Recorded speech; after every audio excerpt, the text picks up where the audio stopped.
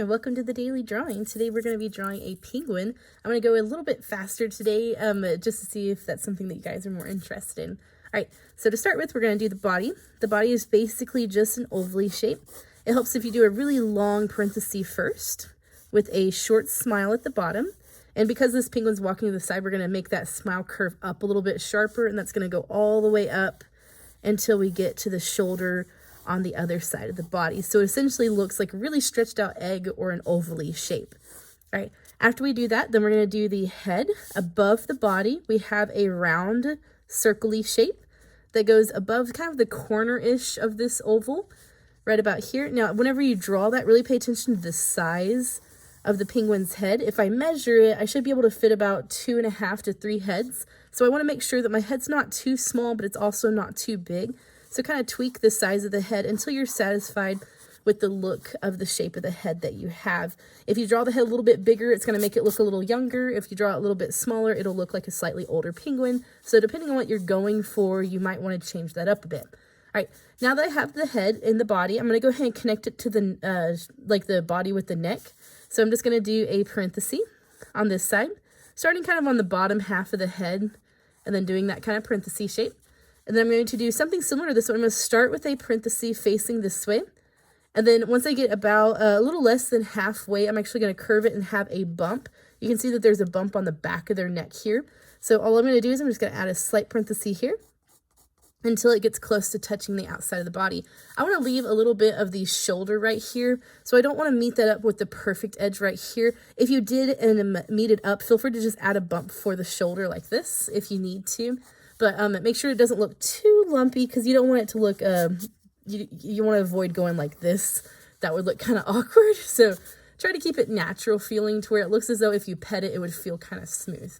All right, now that I have that, I can go ahead and erase the top lump that makes it the body. Keep this line though, because we need that for the jaw. All right, now we're going to focus on just the head for now. We'll come back to the flippers and all that stuff later. So for the head, we can see that we have the beak right here, and then we have the top part and the lower part, and we have the eye. We don't visibly see the ears because they're hidden somewhere behind the feathers. So the easiest way that I think to do this beak would be to start with drawing the center line. So to do that, we're going to find about the center of the head. So I'm just going to very lightly draw like little crosshairs here. So this is about the center of the head. So what I'm going to do is I'm going to start a little bit further in front like this. And I'm going to draw just a simple line kind of coming out at whatever angle you want the beak. So if you want the penguin looking up, feel free to draw the beak looking up instead if you want. So you can change that angle if you want to. All right, so once I have that angle, you can kind of do the expression. So I'm going to make mine smiling just slightly. So I'm going to add a little bit of a wonk to the tip of the beak here. All right, make sure that you're not making it too long. If you look at the beak and kind of go down, it shouldn't be any longer than your body. So if your beak's coming like all the way out here, you might have gone too far. Just push it back in. All right, for the top of the beak, all we're going to do is we're going to start with a slight frown. And then before we get close to the head, we're going to do another frown to add a wonk to it. So I'm going to start with a backwards facing frown like this. So it's kind of almost a parenthesis that you're curving inwards. You want to make sure that that looks somewhat sharp, but you do still want it to be a little bit rounded. So I'm going to start with kind of a curved parenthesis, but angling backwards. Go ahead and continue that until you get close to the inside of the head right here. And then you're just going to add a bump like this.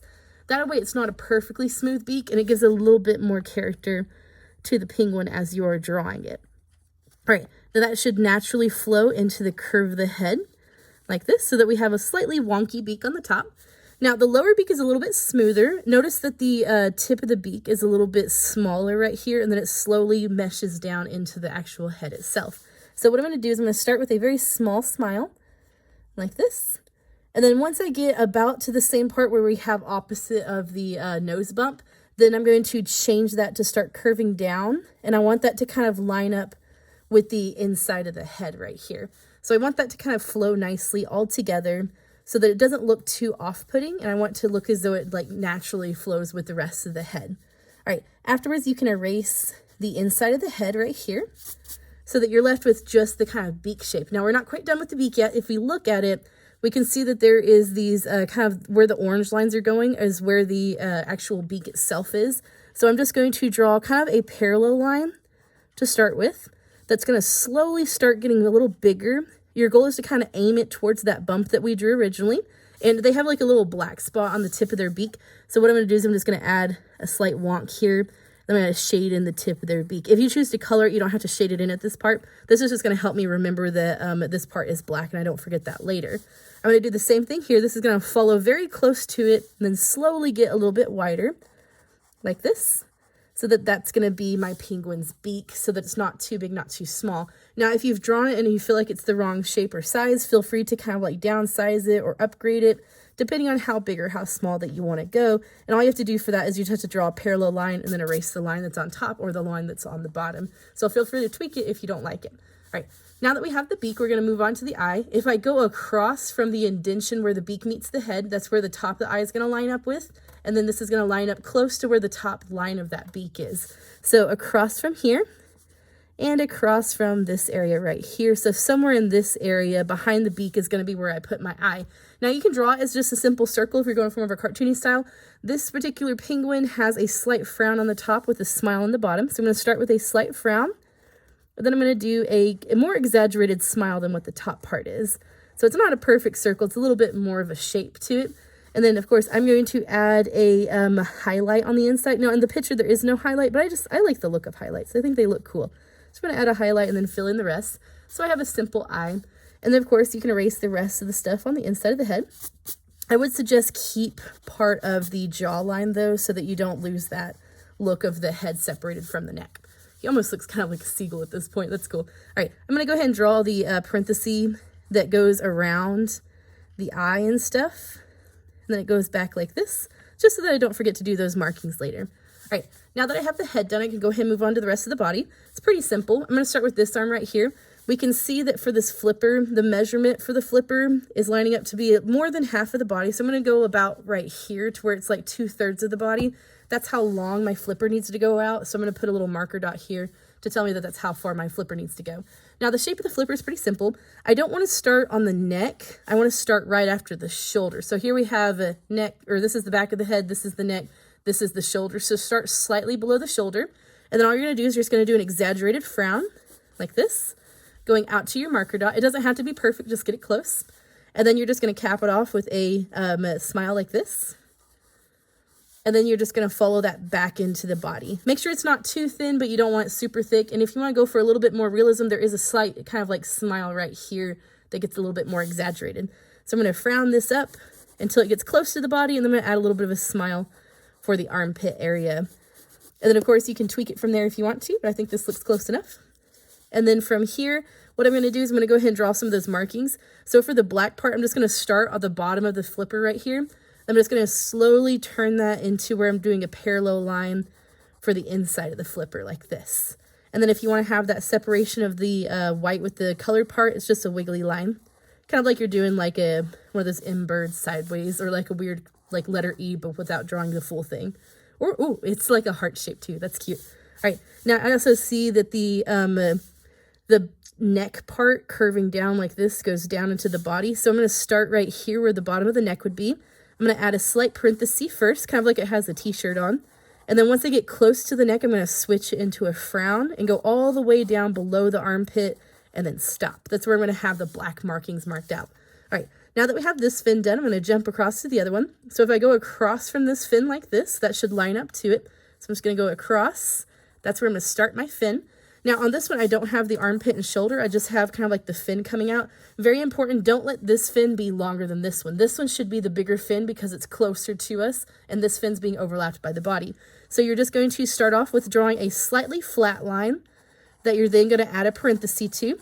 After you draw that parenthesis, before you finish the rest of the fin, measure it. Make sure that it's not longer than your previous fin. If you're satisfied with the length, then all you're going to do is you're just going to cap it off with a slight smile at the tip.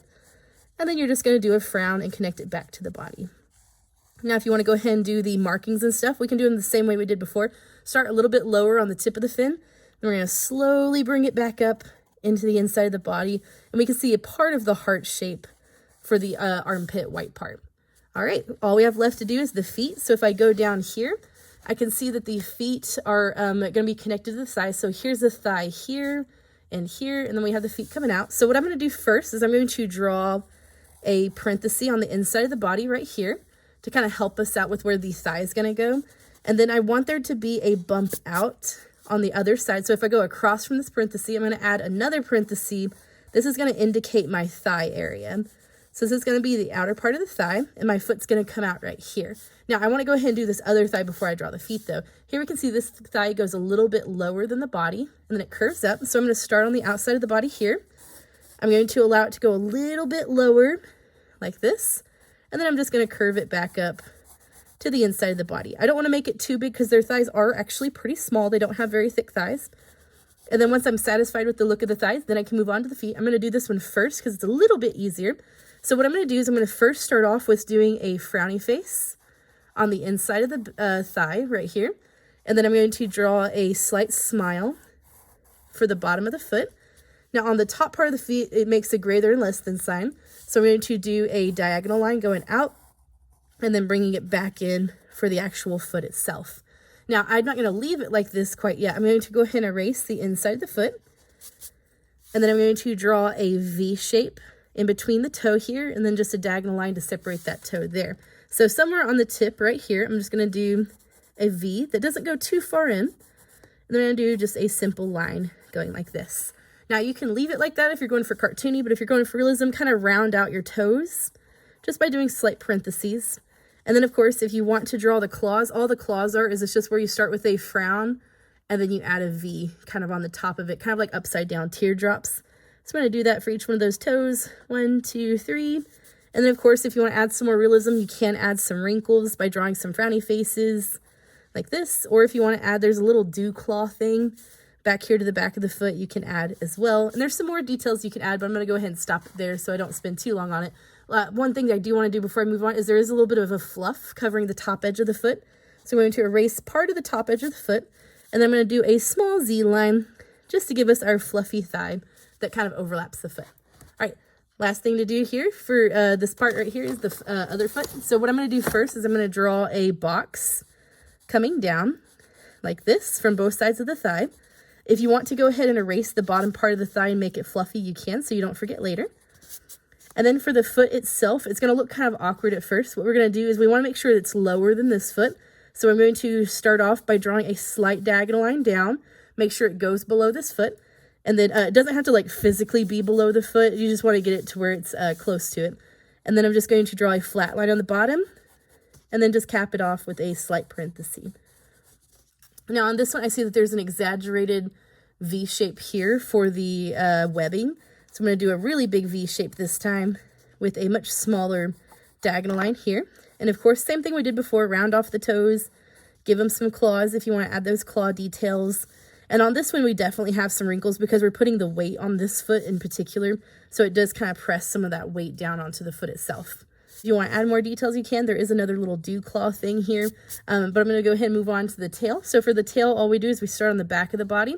We're going to do a slight smile. And once again, this is on the back of the thigh area. We don't want to go too high up with it. So if you draw it and you notice it looks too high up, feel free to lower it down.